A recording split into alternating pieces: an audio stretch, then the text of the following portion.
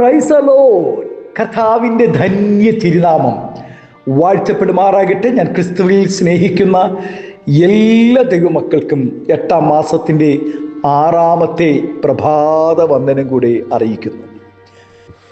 ഈ പ്രഭാതവും ലോകമെമ്പാടുമായിരുന്നു കൊണ്ട് ഈ വചന സന്ദേശം ശ്രവിക്കുന്ന എല്ലാ ദൈവദാസന്മാർക്കും ദൈവദാസിമാർക്കും വാത്സല്യ കുഞ്ഞുങ്ങൾക്കും എൻ്റെ ഹൃദയത്തിൻ്റെ ആഴമേറിയ സ്നേഹത്തെയും വന്ദനത്തെയും നന്ദിയും ഒപ്പം പ്രാർത്ഥനയും അറിയിക്കുന്നു. പ്രാർത്ഥനയോടുകൂടെ ഈ പ്രഭാതവും വചന സന്ദേശത്തിലേക്ക് നമുക്ക് പ്രവേശിക്കാം.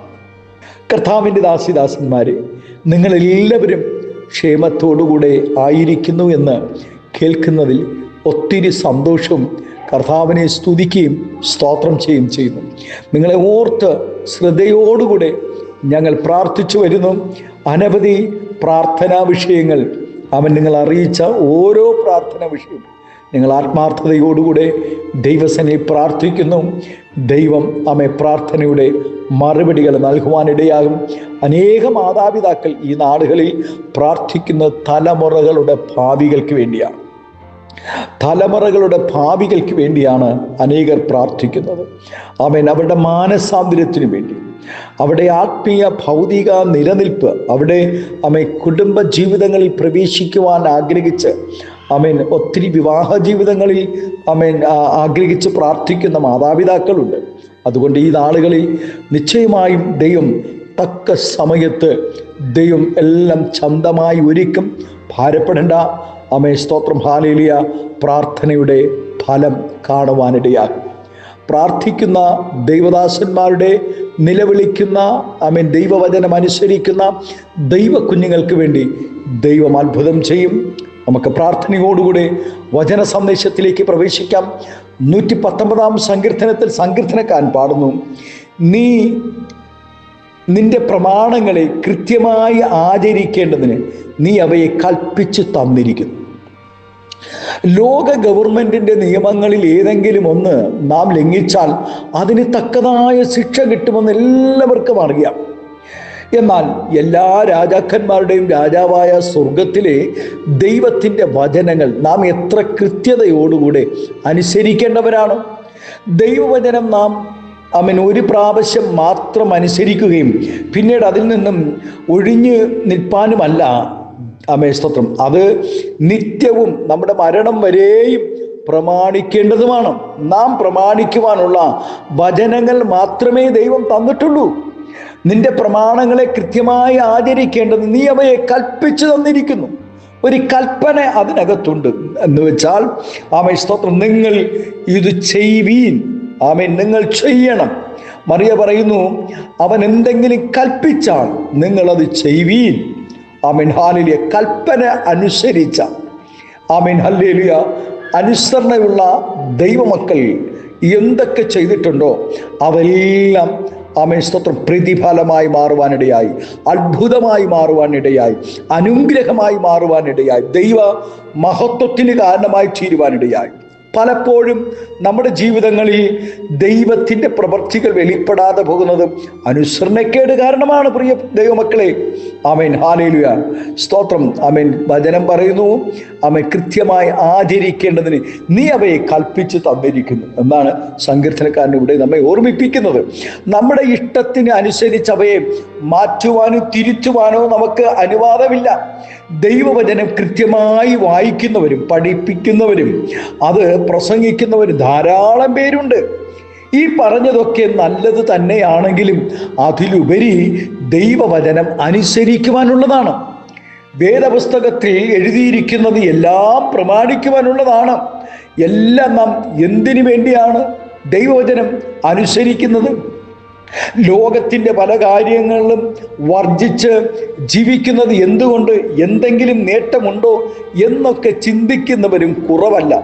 പ്രിയ ദൈവമഹിതലേ, നിന്റെ ദൈവമായ യഹോവയെ ഭയപ്പെടുകയും അവൻ്റെ എല്ലാ വഴികളിലും നടക്കുകയും അവനെ സ്നേഹിക്കുകയും നിന്റെ ദൈവമായ യഹോവയെ പൂർണ്ണ ഹൃദയത്തോടും പൂർണ്ണ മനസ്സോടും കൂടെ സേവിക്കുകയും നിന്നോട് ആജ്ഞാപിക്കുന്ന യഹോവയുടെ കൽപ്പനകളും ചട്ടങ്ങളും നിന്റെ നന്മയ്ക്കായി പ്രമാണിക്കുകയും വേണമെന്നല്ലാതെ ദൈവം എന്താണ് നമ്മോട് ചോദിക്കുന്നത്? നമ്മുടെ നന്മയ്ക്കായിട്ട് നാം വചനം അനുസരിക്കേണ്ടതാണ്. കുഞ്ഞെ, ദൈവവചനം അനുസരിച്ചതിൻ്റെ പേരിൽ യാതൊരു ദോഷവും നിനക്ക് ഉണ്ടാകുവാൻ ദൈവം അനുവദിക്കത്തില്ല.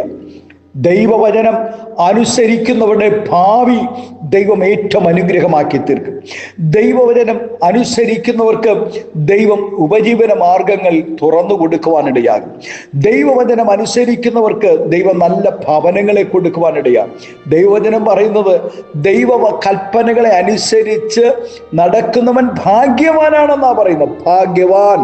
കൽപ്പന അനുസരിച്ച യോസഫിന് ദൈവം എത്രത്തോളം ആദരിച്ചെന്ന് യോസഫിന്റെ ചരിത്രങ്ങൾ നാം നോക്കുമ്പോൾ നമുക്ക് കാണുവാനിടയാകും. ദൈവവചനം ആരെല്ലാം അനുസരിച്ചാലും അവർ നന്മ കണ്ടെത്തും, അവർ ഭാഗ്യവാന്മാരായിത്തീരും.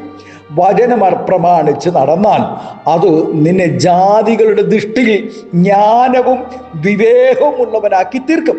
കൂടാതെ ജീവിതത്തിന്റെ സമസ്ത മേഖലയിലും ഉയർച്ചയും അനുഗ്രഹവും ഉണ്ടാകും. ദൈവവചനം കൃത്യമായി പ്രമാണിച്ചില്ലെങ്കിൽ ഇതിന് വലിയ വിശദീകരണം ഒന്നും ആവശ്യമില്ല. ദൈവവചനം കൃത്യമായി പ്രമാണിച്ചില്ലെങ്കിൽ ഒന്നേ ഉള്ളൂ, നാം മുന്നമേ കേട്ട അനുഗ്രഹങ്ങൾ ലഭിക്കുകയില്ല. അത് മാത്രമല്ല, അവൻ ശപിക്കപ്പെട്ടവനായി തീരും.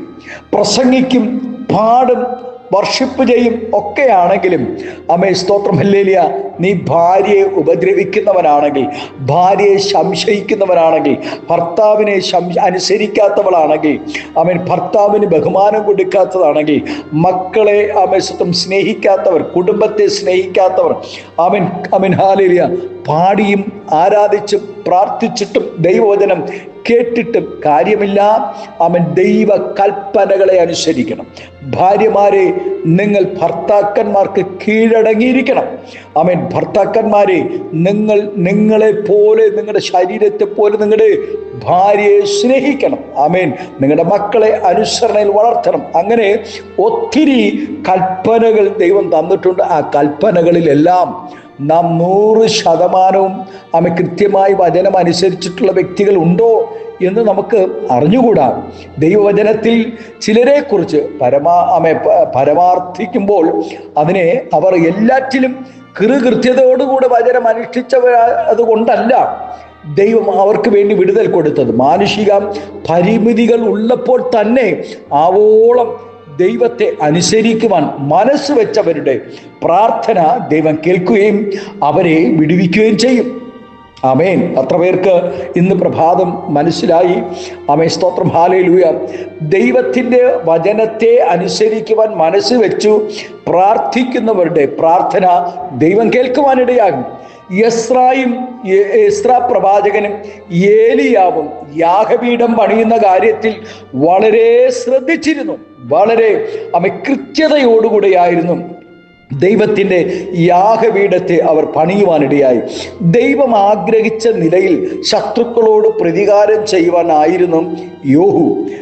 അതുകൊണ്ട് ദൈവം എന്ത് ചെയ്തു? അവനെ, സ്തോത്രം ഹല്ലേലൂയ, അവനെ മാനിപ്പാനിടയായി യോഹുവിനെ. ദാവീദും ദൈവത്തിന് പ്രസാദമുള്ളത് മാത്രം ചെയ്യുവാൻ ഉത്സാഹിച്ചവനായിരുന്നു. പ്രിയ ദൈവവൈതലേ, നാം ദൈവവചനം കേട്ട് അനുസരിച്ചാൽ നിശ്ചയമായും ഈ ഭൂമിയിലെ സകല ആഗ്രഹങ്ങളും സ്വർഗീയ സകല കൃപാവരങ്ങളും നമ്മുടെ മേൽ സർവശക്തൻ പകരുകയും നമ്മെ മാനിക്കുകയും ചെയ്യും. പേരിനല്ല ക്രിസ്ത്യാനിയാകേണ്ടത്, നമ്മുടെ ജീവിതത്തിൽ സകല പ്രവർത്തികളിൽ കൂടെ ക്രിസ്തു നമ്മുടെ ജീവിതത്തിൽ വെളിപ്പെടണം. ക്രിസ്തു നമ്മിൽ കൂടെ വെളിപ്പെടണം. ഹല്ലേലൂയ. യേശു ക്രിസ്തുവിനെ നമ്മുടെ സ്വഭാവങ്ങളിൽ കൂടെ, നമ്മുടെ കൊടുക്കൽ വാങ്ങൽ, സംസാരം, നോട്ടം, ചിന്ത, നമ്മുടെ സകല പ്രവർത്തികളിലും യേശു ക്രിസ്തു വെളിപ്പെടണം. അങ്ങനെയാണെങ്കിൽ നിശ്ചയമായും ദൈവം നമ്മെ അനുഗ്രഹിപ്പാനിടയാകും. പ്രിയ ദൈവത്തിലെ സ്തോത്രം, ദൈവത്തിൻ്റെ പ്രമാണങ്ങളെ കൃത്യമായി ആചരിക്കേണ്ടതിന് അവയെ ദൈവം നമുക്ക് കൽപ്പിച്ചു തന്നിരിക്കുന്നു. ആ കൽപ്പനകളെ ലംഘിക്കാതെ കൃപയിൽ നമുക്ക് ആയിരിക്കാം. കർത്താവിനോട് ഇന്ന് പ്രഭാതം നമുക്കൊരു നിമിഷം പ്രാർത്ഥിക്കാം. പരിശുദ്ധ പിതാവേ, നല്ല ദൈവമേ, സ്നേഹവാനായ ഞങ്ങളുടെ നല്ല കർത്താവേ, എത്രയോ പേർ വചനം കേട്ട് അനുസരിക്കാതെ, വചനത്തിൽ നിലനിൽക്കാതെ, കർത്താവേ സ്തോത്രം, ഹല്ലേലൂയ, വചനത്തിൽ നിന്നും പിന്മാറിപ്പോയവർ എത്രയെത്ര പേരാണ്, എത്രയോ പേർ വീണു പോയിട്ടുണ്ട്. ശക്തമായി വചന ശുശ്രൂഷിച്ചവർ, വചന കേട്ടവർ, കർത്താവെ പാടിയവർ, ആരാധിച്ചവർ, ആമേൻ, എത്രയോ പേർ വീണ ഈ ലോകത്ത് നാഥ, ഞങ്ങൾ വീണു പോകുവാനിടവരാതെ ആമേൻ വചനം ആചരിക്കേണ്ടതിന് ആമേൻ സ്തോത്രം കൽപ്പിച്ചു തന്ന കൃപയ്ക്കായി സ്തോത്രം ചെയ്യും. ഇന്ന് പ്രഭാതം കട്ടതയുടെ നടുവിൽ കൂടെ കടന്നു പോകുന്ന അനേക ദൈവദാസന്മാർ അവരെയെല്ലാം ഞങ്ങൾ ഓർക്കുന്നു.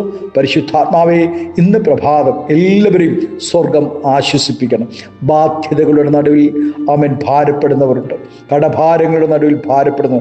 തലമുറകളെ ഓർത്ത്, തലമുറകളില്ലാതെ ആമേൻ ഏകാന്തതയുടെ അനുഭവങ്ങളിൽ, മാനസികമായ നിരാശകളിൽ, വാർദ്ധക്യ ബലഹീനതകളിൽ, രോഗശയ്യകളിൽ, അങ്ങനെ നിരവധി കട്ടതയിൽ കൂടെ കടന്നു പോകുന്ന അങ്ങയുടെ ദാസിദാസന്മാരെ എല്ലാവരെയും സ്വർഗം ഓർക്കണമേ. ദൈവം ഇന്ന് പ്രഭാതം എല്ലാവരെയും അനുഗ്രഹിക്കണം. എല്ലാവിധമായ നന്മകളും അനുഗ്രഹങ്ങളും പകരും. സ്വർഗം അത്ഭുതം ചെയ്യും, മഹത്വം എടുക്കും. യേശുവിൻ്റെ നാമത്തിൽ കൃപയോടെ പ്രാർത്ഥന കേൾക്കണമേ സ്വർഗീയ നല്ല പിതാവേ. Amen, amen. Thank you. God bless you. ദൈവം എല്ലാവരും ഈ പ്രഭാതം ധാരാളമായി അനുഗ്രഹിക്കട്ടെ.